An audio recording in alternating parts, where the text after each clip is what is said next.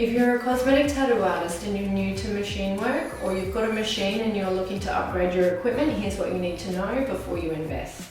So first of all, what to avoid. Sorry guys who sell this, but this is a little pet hate of mine.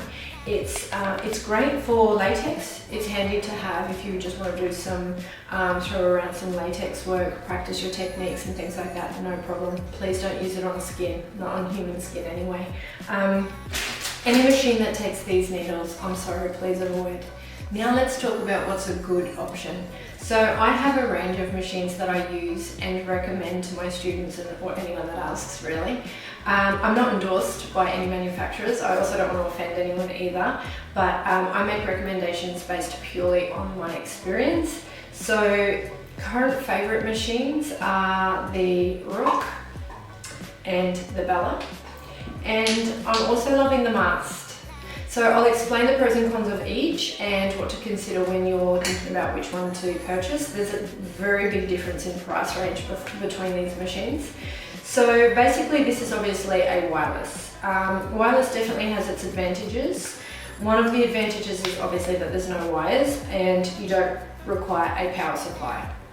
It does require recharging, so there is the risk of it running out of battery, or if you've got a really long day booked back to back, you're probably not going to, this probably won't be your best option unless you have backup batteries.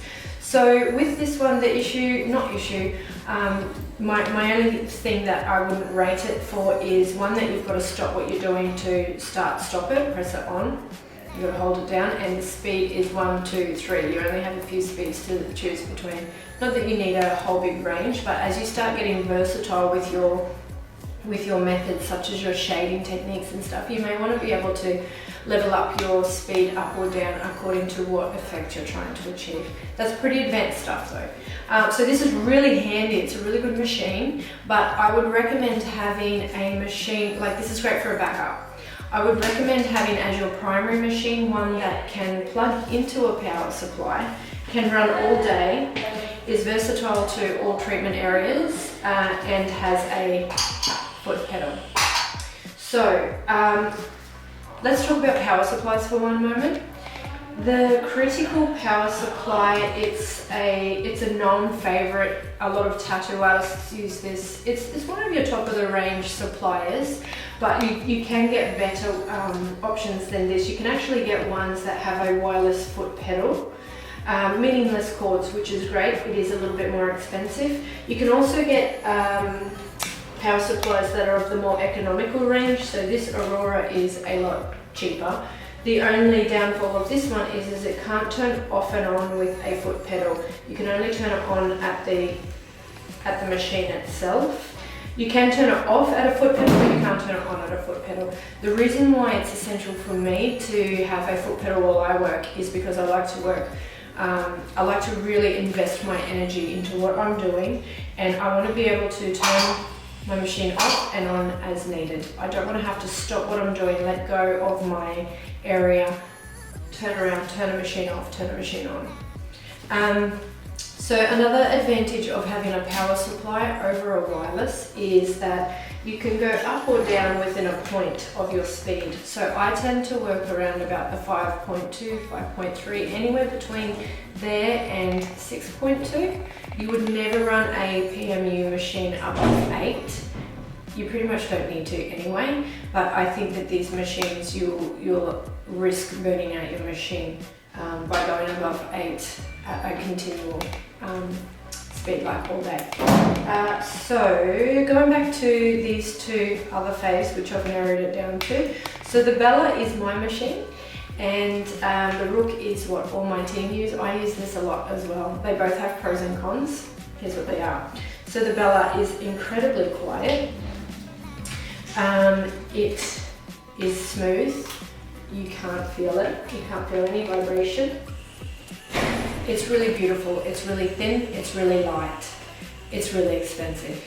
So the thing I don't like about it is that the cord which comes up here, it kind of changes the center of gravity, and the cord is a little bit heavier. But other than that, it is a really beautiful light machine to work with.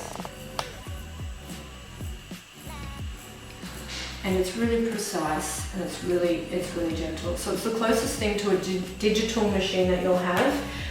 Back when I first started cosmetic tattooing, we were recommended digital machines which were upwards of thousands of dollars. Needles were about $25 each to purchase, and they were kind of like an exclusive little PMU world. This machine is PMU meets tattoo artistry, a lot of power with a lot of precision and minimal trauma. So these machines are amazing. And now the Rook, which is creeping up to be my first fave. The thing that I love the most about the Rook is this delicate little light cord. Adds no weight to the machine, and it's a really lightweight little machine. You just pop your needle in and turn it on, and you can make the needle go higher or lower just here. So some new artists do get a little bit infatuated with having a measurement for how far the needle comes out, which is one of the things that they like about that first machine I showed you. It has the numbers around the end, and it's apparently more precise as to how many mil your needle's coming out. I think that you should learn to be able to do it by eye, because sometimes you'll have the needle out a little bit further, sometimes a little bit closer, depending on the pigment you're working with and the skin. Your trainer should go through that in great detail. If they haven't, you're welcome to message me. If I'm your trainer and I haven't, you're also welcome to message me, and I'm happy to fill you in on more information. So let's go back to talking about needles.